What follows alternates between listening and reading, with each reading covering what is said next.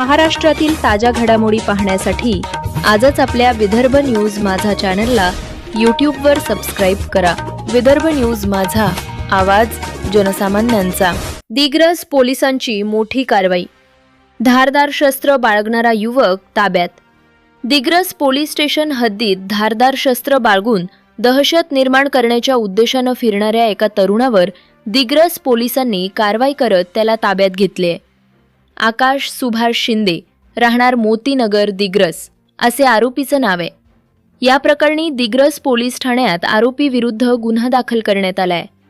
यवतमाळ जिल्ह्यातील अवैध शस्त्र बाळगणाऱ्यांवर व गुन्हेगारी प्रवृत्तीवर आळा घालण्याच्या दृष्टीनं पोलीस अधीक्षक कुमार चिंता यांनी कठोर कारवाईचे आदेश दिले होते।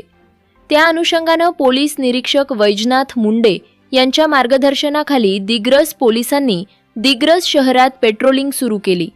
दरम्यान आज शुक्रवारी पोलिसांना गोपनीय माहिती मिळाली की आर्णी नाका बैल बाजार परिसरात एक इसम प्लास्टिक पिशवीत धारदार शस्त्र बाळगून नागरिकांमध्ये दहशत निर्माण करण्याच्या उद्देशानं फिरतंय। मिळालेल्या माहितीच्या आधारे पोलिसांनी तात्काळ कारवाई करत आकाश सुभाष शिंदे याला ताब्यात घेतले। तपासादरम्यान आरोपीकडून धारदार शस्त्र जप्त करण्यात आले असून त्याच्या विरुद्ध आर्म ॲक्ट नुसार गुन्हा नोंदवण्यात आलाय। या प्रकरणाचा पुढील तपास दिग्रस पोलीस करत आहेत।